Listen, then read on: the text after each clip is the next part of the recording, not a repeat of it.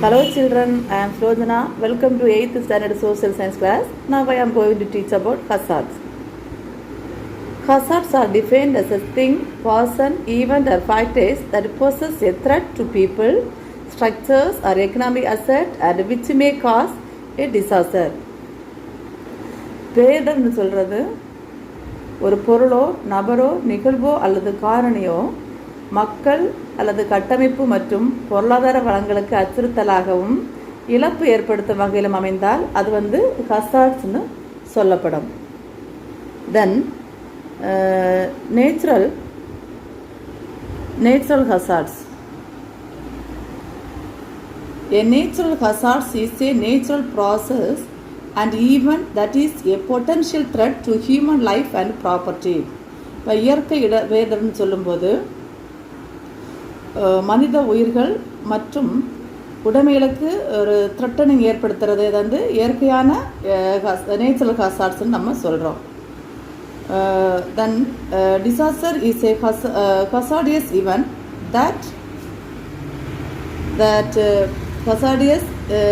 that occurs over a limited time span in a defined area and causes great damage to property, loss of life, also need assistance from others. Sometime நீங்கள் பார்த்தீங்கன்னா hazards வரும்போது சில இடங்களில் பார்த்தீங்கன்னா ஒரு குறிப்பிட்ட காலத்தில் நிகழும் ஒரு அபாயகரமான ஒரு இன்சிடென்ட்ஸ். இவை நம்ம லைஃபு நம்ம பொருட்கள் அடுத்து இதில் எல்லாத்தையும் நம்ம டேமேஜ் ஆகிறோம். அப்போ நம்ம என்ன பண்ணோம், மற்றவங்களுக்கு ஹெல்ப்பை நம்ம நாட வேண்டிய ஒரு சூழ்நிலை நமக்கு உருவாகிறது. Then types of hazards. ஹசார்ட்ஸுடைய வகைகள். Based on their hazards of occurrence, hazards can be broadly classified into three types: natural, human man-made and social natural hazards. Natural hazards சொல்கிறது நம்ம இயற்கையினால் ஏற்படும் இடர்கள்.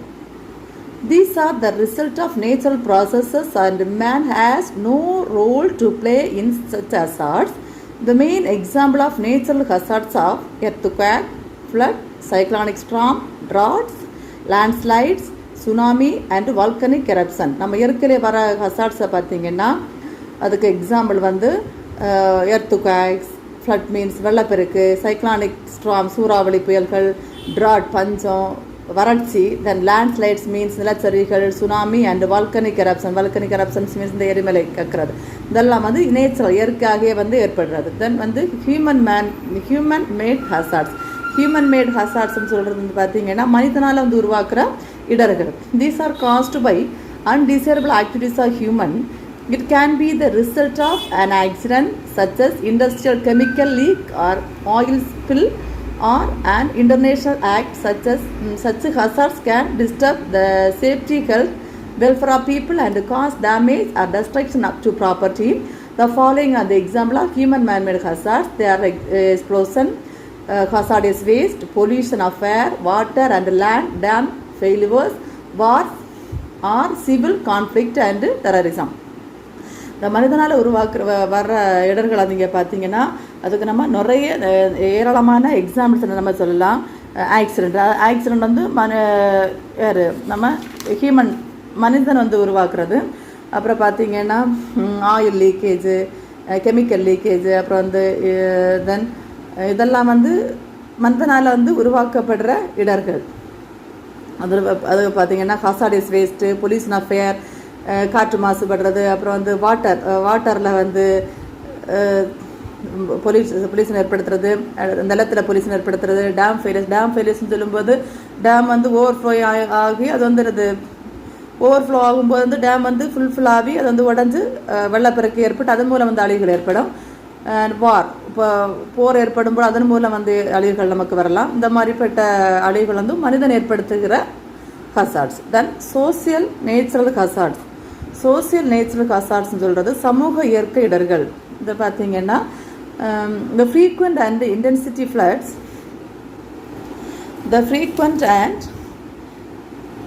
intensity of floods and droughts may increase due to indiscriminate felling of trees, particularly in the catchment area of the rivers. இதை பார்த்தீங்கன்னா நம்ம ஆறுகளில் பார்த்தீங்கன்னா ரிவரில் நீர்பிடிப்பு பகுதியில் உள்ள மரங்களை கண்மூடித்தனமாக நம்ம அழிக்கிறதுனால அடிக்கடி என்ன பண்ணோம்னா வெள்ளப்பெருக்கு ஏற்பட்டு அதன் மூலம் வந்து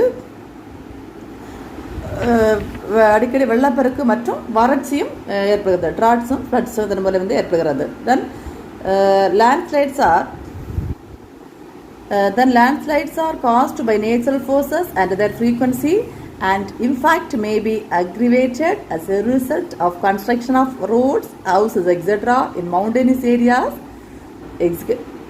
excavating tunnels and by mining and quarrying. இப்போ பார்த்தீங்கன்னா இதில் வந்து நிலச்சரிவுகள் வந்து இயற்கை காரில் ஏற்பட்டாலும் மவுண்டன் பிரதேசங்களில் அந்த ரோடுகள் போடுறது, அப்போ வீடுகள் கட்டுறது, டனல்ஸை தோண்டுவது, அடுத்து கனிமங்கள் மற்றும் குவாரிஸ் போன்ற நிலச்சரிவு வந்து பாதிப்பை வந்து அதிகப்படுத்துகிறது. தென் storm surge hazards may be worsened by the destruction of mangroves. சதுப்பு நில mangroves means சதுப்பு நில காடுகள். இது வந்து அழிக்கப்படுவதனால வந்து சூறாவளி அலைகள் வந்து கடற்கரை பகுதிகளில் வந்து ஹசார்ட்ஸ் வந்து உருவாக்குகிறது. ஸ்மோக், இந்த பனிப்புகை is a serious problem in most big urban areas. The emissions from vehicles and industries, combustions of wood and coal together combined with the fog led to smoke. இப்போ வந்து அந்த பெரும்பாலான இடங்களை பார்த்தீங்கன்னா பனிப்புகை வந்து ஒரு பெரும் பிரச்சனையாக இருக்கிறது. நம்ம வெஹிக்கிள்ஸு அடுத்த இண்டஸ்ட்ரீஸ் அதில் வர ஸ்மோக்கு, அப்புறம் வந்து மரங்கள் மற்றும் நிலக்கரிகளை எரிப்பதனால் உண்டாகும் புகை, அது வந்து நம்ம அந்த ஃபோக் மீன்ஸ் மூடுபனி அதை வந்து உருவாக்குகிறது. இவை வந்து அடர் மூடுபடினம் செய்கிறதுல வந்து பனிப்புகை உண்டாகி நம்ம உடல் நலத்தை வந்து பாதிக்கிறது. Then based on their origins, தோற்றத்தின் அடிப்படையில் வந்து உருவாகும் இடர்கள். Hazards can be grouped into 8 categories. Atmospheric hazards வந்து பார்த்தீங்கன்னா வளிமண்டலத்தால் வந்து ஏற்படும் இடர்கள். Tropical storm, thunderstorm, lightning, tornadoes, அவஞ்சலஸ், heat waves, fog and forest fire. வந்து பார்த்திங்கன்னா வெப்பமண்டல சூறாவளி, இடியுடன் கூடிய புயல், மின்னல், சுழல் காற்று, இவை வெப்ப அலைகள், மூடுபனி மற்றும் இவைகளால் ஏற்படும் வந்து இடர்கள். தென் நிலவியல் சார்ந்த இடர்களை பார்த்தீங்கன்னா தென் ஜாகிரபிக்கல், இது வந்து நிலவியல் சார்ந்த இடர்கள், earthquake, tsunami, landslide and land substance, இது உங்களுக்கு தெரியும். அடுத்து ஹைட்ராலஜிக் ஹசார்ட்ஸ் பார்த்தீங்கன்னா நீரியல் தொடர்பான இடர்கள் வந்து இது ஃப்ளட், வெள்ளப்பெருக்கு, ட்ராட், வறட்சி, coastal erosion and strong surges. இந்த கோஸ்டல் எரோசன் மீன்ஸ் வந்து கடற்கரை பகுதியில் வந்து மண்ணரிப்பு ஏற்படுறது இதெல்லாம். அப்புறம் வந்து வல்கனிக் ஹசார்ட்ஸ். Then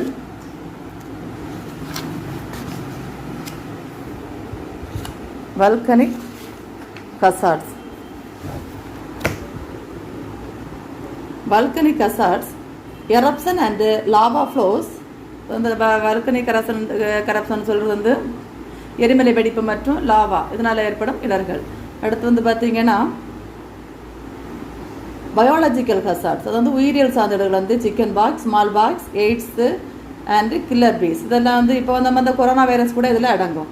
தென் டெக்னாலஜிக்கல் ஹசார்ட்ஸ், தொழில்நுட்பம் சார்ந்த இடர்கள், hazardous materials incidents, fires, infrastructure failures, nuclear and radiological accident, இதெல்லாம் வந்து நம்ம தொழில் சார்ந்த இடர்களில் வந்து அடங்குகிறது. Then human induced hazards. Human induced ஹசார்ட்ஸ்ன்னு சொல்லும்போது terrorism, mass shooting, war, transportation accident and civil disorder. இது வந்து மனித தீவிரவாதம், துப்பாக்கி சூடு போன்ற விபத்துகள், போர் மற்றும் உள்நாட்டு கலவரம் ஆகியவற்றில் ஏற்படும் இடர்கள் எல்லாம் வந்து இதில் அடங்கும். Okay, now I am going to teach about major hazards in India. Earthquake. Earthquake is a violent tremor in the earth crust sending out a series of shock waves in all directions from its place of origin. Earthquake-prone regions of the country have been identified on the basis of scientific inputs relating to seismicity. Earthquakes occurred in the past and tectonic setup of the region. Based on these inputs, Bureau of Indian Standards has grouped the country into 4 seismic zones: zone 2nd, zone 3rd, zone 4th and zone 5th. எர்த்துகாக்குன்னு சொல்லும்போது நில அதிர்வு. நில அதிர்வு என்பது இந்த பூமியின் மேலோட்டிலிருந்து ஏற்படும் கடும் அதிர்வாகும். இவ்வதிர்வு தோன்றும் மையத்திலிருந்து அனைத்து திசைகளும் ஒரு கண்டினியூஸாக அதிர்வலைகளை ஏற்படுத்துகிறது. இப்போ பார்த்தீங்கன்னா ஒரு பகுதியினுடைய நிலவியல் அமைப்பு, அதனுடைய கடந்த காலங்களில் ஏற்பட்ட நில அதிர்வு, அதனுடைய அதிர்வலைகளின் தன்மை ஆகியவற்றை அறிவியல் தொழில்நுட்பத்தை பயன்படுத்தி நில அதிர்வு மண்டலங்களாக கண்டறியப்படுகின்றன. இதன் அடிப்படையில் தான் இந்த தரநிர்ணய நிறுவனம் இந்தியாவை 5 zones பிரித்து zone 2, zone 3, zone 4, zone 5 பிரித்து வைக்கப்பட்டுள்ளது. தென்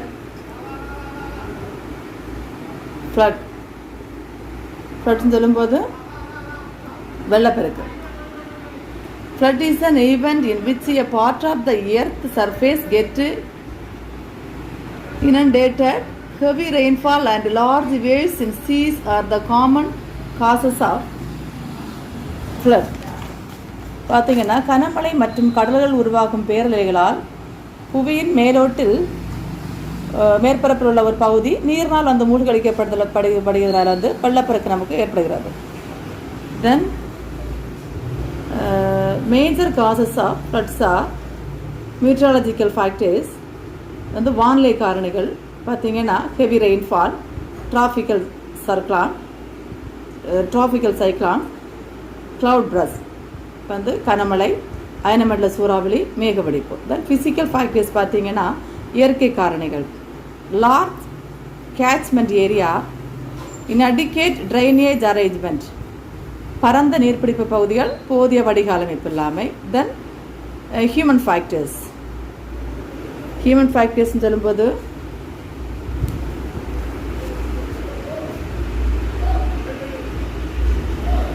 human factors, large catchment area, inadequate drainage, human factors, deforestation, then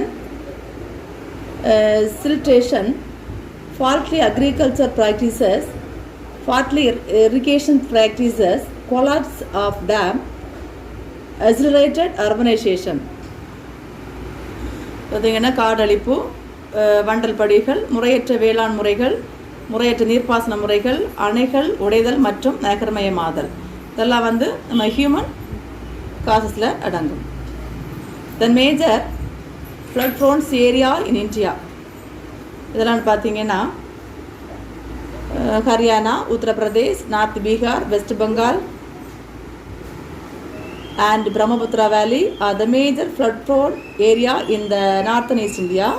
Coastal Andhra Pradesh, Odisha and southern Gujarat are the other regions which are also prone of flood often.